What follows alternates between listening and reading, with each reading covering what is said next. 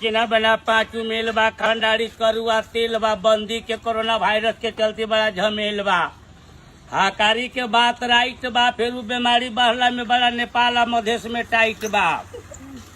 बाहर बात देख ले सब जनता बीमारी कोरोना वायरस अपना नैना से जनता न मरैता तो प्रहरी पुलिस समझा के मरैता पैना से। अरे कोरोना तो कम सम वायरस जोड़ के अब कहियो जानता नहीं के मरीज प्रहरी मरैता प्लास्टिक के पैना तोड़ के। अब तई कही तो अपन सोच के बीमारी करके गिनती से प्रहरी कही तो बड़ा मिनती से बात हमारी बात न रही नाकारी के पटू और बीमारी से अपन अपन घर में रह के बचू।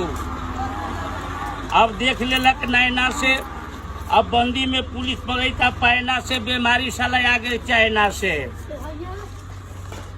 देख ले अपन नैना से बाहर बहताओ क्या भाई बा, ज्यादा खानाई बार लॉकडाउन के लगाई बा, भूख के भाई बा, ओकरे दवाई बा, जीरा बा, जवाइन बा, साजीरा बा, बारे मसाला तेरे स्वाद, हरियर मरचा, हेदा लाल प्याज, ई बा छवि लाला का